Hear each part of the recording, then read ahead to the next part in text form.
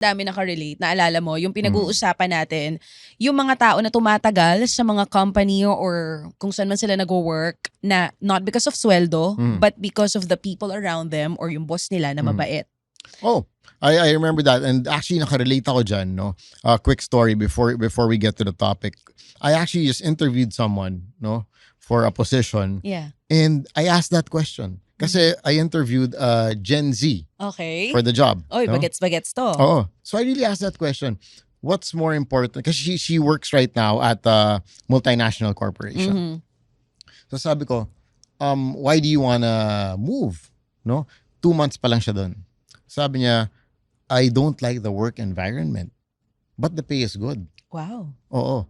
So I said, kasi I really said, I don't think I can match the salary of that this company. multinational company, but I can offer you a wonderful work environment. Uy! Diba? Teka naman, parang iba na yung ino-offer Hindi, mo. I mean, sa akin kasi, it's gonna be a hybrid situation. Like, hindi mo kailangan pumasok. But with Gen Zs, kasi nabanggit mo na Gen Z itong in-interview mo, there's a study kasi.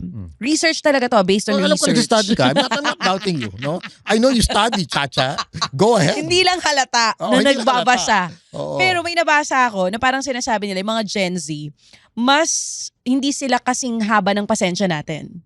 I heard. When it yeah. comes to work conditions, work environment, kahit pag gaano kalaking sweldo. And I admire them for being like that. Kasi tayo, parang hanggat kaya ng PC natin, ng pasensya natin, magsistay tayo.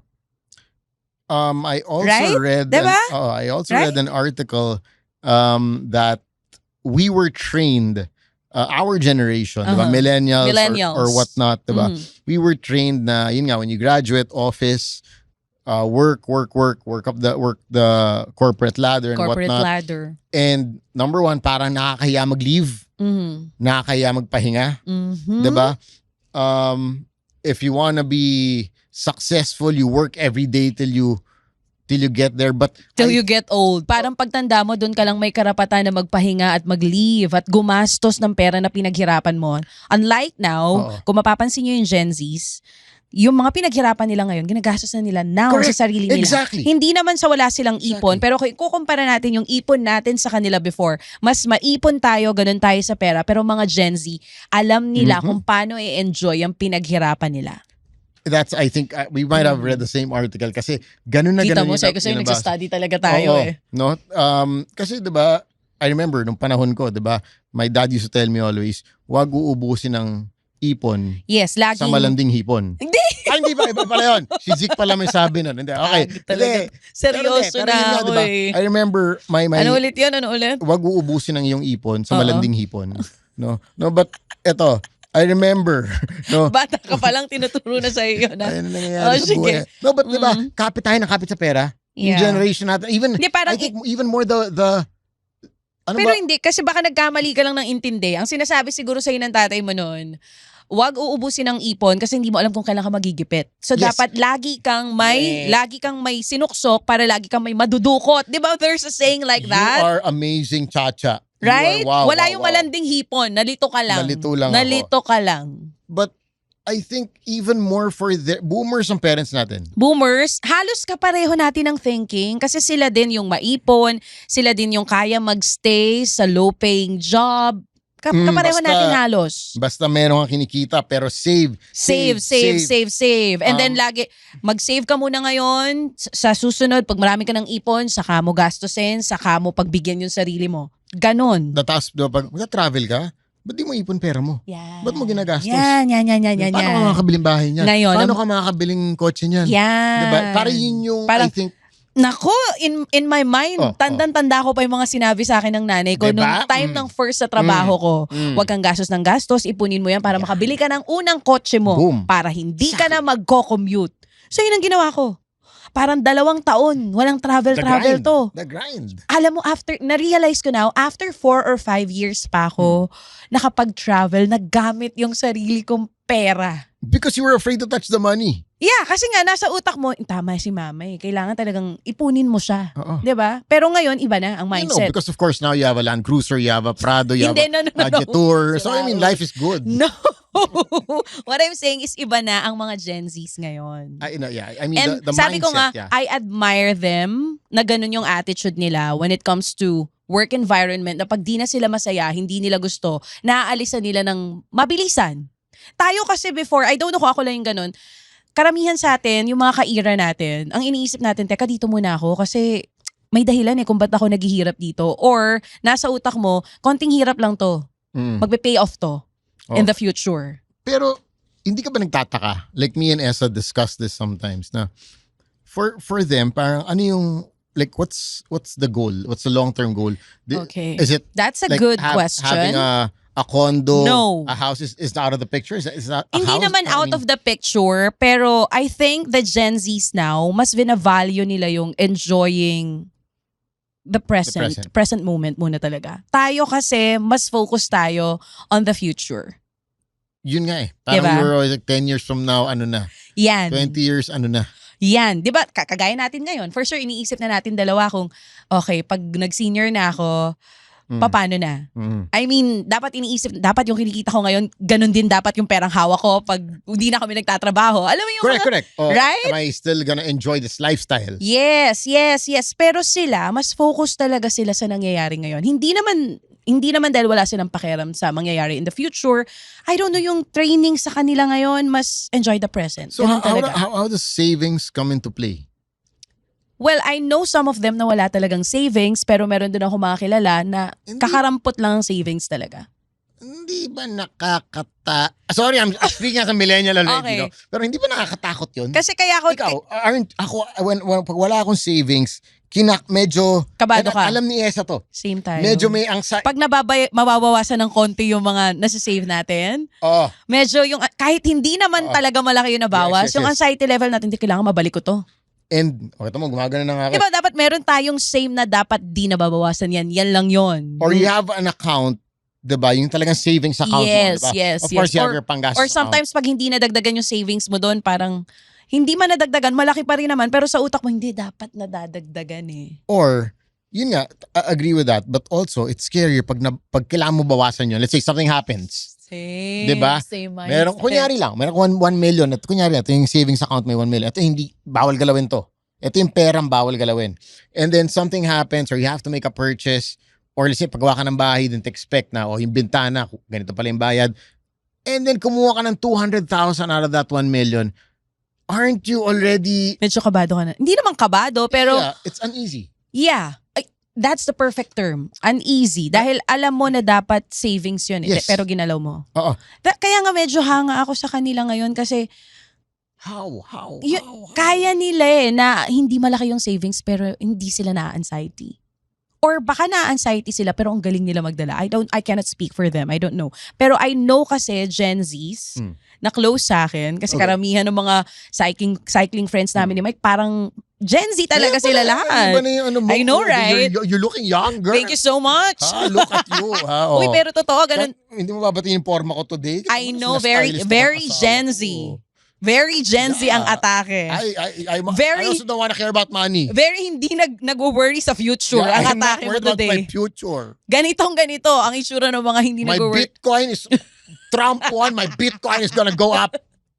So yun nga, Sam. Parang sa akin kasi, hinahangaan ko yung attitude nila na yon na hindi sila masyadong worrier. But at the same time, parang puzzled din ako kung paano nila kinikerry. Kasi halimbawa, itong mga close namin ni Mike, na sinasabi ko sa kanila, sila mismo nagkukwento sa amin na di na ako masaya dito sa work ko na to. Sabi ko, konting tiis pa. Ako ba magsasabi na, konting tiis pa. Kung okay naman yung bayad, tiis pa.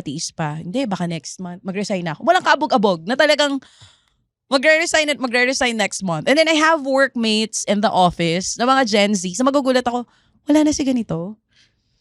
But, okay. Magulat ako, wala na siya kasi nag-resign nga daw. So, ano ba, hindi mabilis manawa sa work eh. Mabilis, parang alam nila kung ano deserve nila. So pag feeling nila, hindi nila na-deserve yung ganong sweldo or di nila deserve ng ganong treatment is very important to them. Or they're overworked. Basta pag napapagod na sila, kahit di pa alam kung saan ang punta next, bitaw agad-agad. And ang galing, di ba? Parang ako kasi hindi ko kayang gawin yun. I'll be honest, hindi ko caring gawin yun. I remember when Essa was also in between jobs, no? Tapos wala pa yung second job or second na gagawin. Hindi siya alis. Oh, no. When she left, the anxiety was so high because parang the mere fact na wala akong income. Yeah. Kahit naman may ipon siya. Oo. I mean, alam mo nang kakainin mo ng ipon mo. Kasi walang mapasok eh. Oo. Inevitably, bawas-bawas yung savings mo. That's where you're gonna get your money. Oo. But what if, doon ako curious, like you mentioned it earlier, pero ang galing nila, di ba, sa part na yon. Where does the money come from? Okay, sige. Hindi lahat. Case in point. Ito, wait, yung mga kakilala kong Gen Z, hindi to well off. These are Gen Zs na wala namang milyon sa bank account. Pero, bilib talaga ako sa lakas. I swear, bilib ako sa lakas ng loob nila. Yun nga. So you mentioned this person, I mean your friend, diba? Umalis. Okay. Kasi tayo, I remember. So nakahanap naman ng bagong work. And then afterwards, parang kinakamusta ka dyan sa work mo. Sinasabi niya sa akin, di pa rin daw okay. So baka maghanap daw siya ng work. So wala pang 1 year to, ha? My question is, kasi I remember during my time, I probably would not leave a job until without yes. may sasalo. Boom. And up to now, I'm still like that. Job, hindi girl. Iba I wouldn't leave a job without another job. Ibang job na naman nasa utak nyo eh. But seriously, parang that's us. 'Di ba? Okay, I wouldn't leave this habang wala pa akong naka-standby na iba. Correct. So I'm wondering how it works for them. Diba, I'm leaving this. I don't have a source of income for the next few months. I don't care. Kasi parang in their mind, dahil alam nila kung ano yung deserve nila at alam nila na marunong sila, magaling sila, may kukuha at kukuha sa kanila. Ganun sila. Ano ba yan? No doubt. It's not super positive ba nila or super tapang nila? Yun yata yung borderline eh, no? Positive thinking sila, makakahanap sila ng trabaho, or talagang matapang lang sila na okay, ano man mangyari, ayoko na eh. Ayoko na, alis ako. But at one point, when you don't have money, what's gonna happen? How are you gonna survive? How are you gonna pay your rent? How are you gonna... If there's a will, there's a way. Diba? Ano? Diba? That's, yun yung... I'm sure... That is my big question mark. And I think me and Essa, we have discussed this so many times. How do you survive? Let's say, okay, I don't wanna... Tayo kasi, we grew up in a generation na ayoko yung trabaho ko, pero wala pa akong bagong trabaho eh, so I can't dito leave this. Muna ako. Kasi wala pang bago eh. Yes. Or ayoko yung trabaho ko, okay siya, okay yung bayad, dito na ako, makakaipon ako, saka na lang ako aalis pag ubos na yung pasensya ko. Maalis lang tayo pag ubos na yung pasensya natin, or sometimes kahit hindi pa nauubos yung pasensya natin, or sometimes kahit maubos na yung pasensya natin, nagsistay pa rin tayo. Mm-hmm. Right? Kasi nga sa utak natin, para sa future ko naman to. Mm-hmm. So dito lang ako. Still ano ba yung magandang attitude? Yung attitude ng mga Gen Z na pag hindi nila gusto yung work or yung mga katrabaho nila, umaalis na agad? Or yung parang tayo, mga boomers and millennials, na pahabaan ng pasensya to para sa future? Alin doon? I think for me, no, it should be a perfect balance. I am learning so much from the Gen Zs. From the Gen Zs. Me how also, they view life. How they attack life. How they you've been mentioning how they view the future. How they save up for the future. How they position themselves in life. I'm impressed also. Like you said, I think it's also new to me na parang pwede pala yan. Pwede pala maging masaya. Pwede pala enjoyin yung pera na hindi mo masyadong iisipin yung future. Oo, 'di ba? I think for me, nung pandemic, na-realize ko yan na parang, okay, ipon tayo ng ipon. Para saan? Mm-hmm. Diba? It's important to also to enjoy what you work for. Mm-hmm. I had to learn that, I think, slowly. Mm-hmm. No? Because my dad was the total opposite. My dad was save. I think yung era ng parents natin, ganun sila lahat. But then, my dad actually, he only left the Philippines 4 or 5 times in his life. See? Never At traveled. hindi nag-iisa yung tatay mo na ganyan yung... I invite... Na nakapag-travel lang nung mga nasa late 40s or early 50s na. Kasi inuna mag-save muna. And ayaw niya galawin yung savings. Mm. Why won't you travel? Hindi, sayang pera eh. Well, ako kasi, I love to travel. I mean, me and my wife, we love to travel. So, it's more than just therapy. It's opening our eyes to, different cultures, food, experiences. Lahat. It teaches you so much, no? Saka yung experience that you'll get from traveling, di mo yun makukuha sa kahit anong material na bagay. So I tried to explain that to my dad, but he doesn't understand it. Up to now? Just... Ngayon naman siguro, travel na si today. No. Ayaw pa rin? Yeah. Just 2 months ago, nung nag-States kami, which was a few months, 2 months, 3 months ago, I said, gusto mo sumama? Sabi ko, nasa bahay ka lang naman kasi nag-retire na siya. He's just at home. Every day, he's just at home. Sabi ko, hindi ka ba nagsawa kakatingin ng pader? Ganyan. Sabi ko, tara, mag-States tayo. Just see what's out there. Yeah. Sabi ko, anyway, at this point, wala ka nang pinapaaral. Wala ka nang... Sarili mo na lang iintindihin No pa rin. Because, ayaw niya bawasan yung ipon niya? Oo. Tapos sabi niya, okay lang, nakikita ko naman sa picture. No, see, I'm not kidding. Oh my God, that's a funny shit, but it's true. Parang nanay ko, pag inaya mo mag-Boracay, Bora tayo. Nakapunta na tayo dyan, ba tayo babalik? Ba't Japan kayo ng Japan? Ano meron? Ayan, ganyan. Yun nga mindset ng mga boomers. Yung sinasabi mo kanina na... But I'm not saying it's wrong. It's just just the way they were programmed. They were raised? Yeah, programmed. Yung environment noon, parang ganun yung tama. Na dapat ipon muna. Pag malapit ka na mategi, doon mo gagastusin. Ganun ba yun? Minsan nga, hindi mo na naabutan. Yeah, hindi mo na na-enjoy. Pero yung sinasabi mo kanina that you're learning a lot from the Gen Zs. I think sila din, pwedeng may matutunan din sila from us. Of course. I think it's really, you have to find that balance. That's why itong mga Gen Zs na friends namin na nakakausap ko, kami ni Mike ang lagi nag-i-instill sa kanila na pag may mahirap na bagay, mapa-work man yan or kung saan, hindi pwedeng alis agad or kalas agad or affected ka agad. Amen. I think that attitude na meron tayong mga millennials ang dapat maipasa naman natin sa mga Gen Zs. Because yung anak ko is part ng Gen Z and I can see ito from a parent's first-hand POV na ang bilis, sobrang siya, ang tawag dito, sensitive. Okay. Sensitive, ang bilis ma-hurt sa mga bagay na hindi naman na parang tingin ko hindi naman nakaka-hurt pero sa kanya konting lang, masakit agad for them. So, yun, parang pinipilit ko paintindi sa kanya and at the same time, doon sa mga kaibigan namin that are Gen Zs na hindi ko sinasabi na ito yung gawin nyo dahil ganito yung era namin, pero wag oversensitive. Yun lang yung sinasabi ko sa kanila. And wag isang problema lang, pitik agad or goodbye na agad, exit agad. I have a quote na babasahin. Okay. Natignan nyo. Baka mapaisip kayo. Para sa mga pag-give up na Gen Z sa mga trabaho nyo at hindi nyo alam ang salitang pasensya, para sa inyo to. Before you get to that, I actually wanna also, since na-mention mo na yung don't give up right away, is that the reason you think na less and less Gen Zs and the younger generation are getting into relationships and are getting married?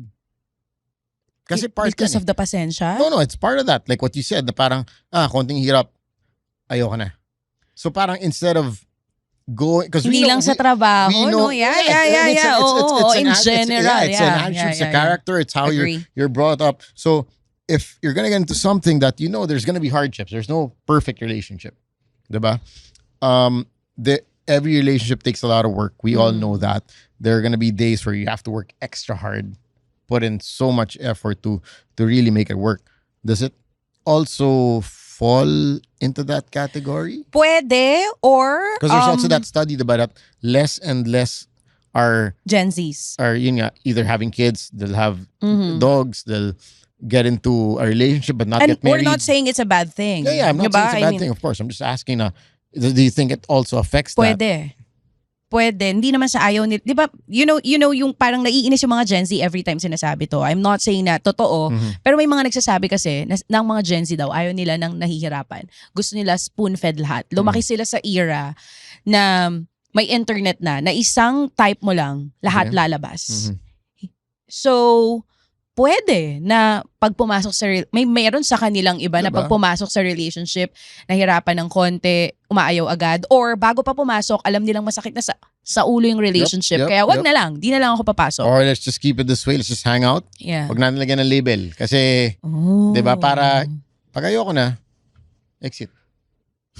Could be. Well, if you know, our Gen Z friends, if you are listening, please do let us know. Yeah, we'd love to learn from you guys. I want to say the same thing. I want to learn because I also admire, like I said, how they think, how they, you know, view life. And how they enjoy life. How they enjoy life. Yung future. Yes. Amen. Yun talaga ang pinaka number one na nakakainggit sa inyo. Na hindi kayo natatakot. Parang wala kayong kinatatakutan. Hindi kayo natatakot sa mangyayari in the future. Talagang focus kayo on what's happening now. And yun here lang I am in my 30s already. Parang alam mo yun, shit, ano mangyayari pag 40 na ako? Alam mo yun, ngayon pa lang takot na ako. Teka yun, and natin tong natawa siya dun 30s daw. Sige, sa 20s ako Ako 32, kabado na ako sa 32. Alam mo, parang ako feeling ko talaga Gen Z ako Pero ito, para sa mga Gen Z na gusto mo nang gumive up kung ano man yung pinagdadaanan mo sa work. Or maybe for everyone, I think, whether you're Gen Z or Gen Z or millennials. Or you can relate to something like this. Versatility is different from likability. Our aim is to work effectively with others. We do not necessarily have to like them.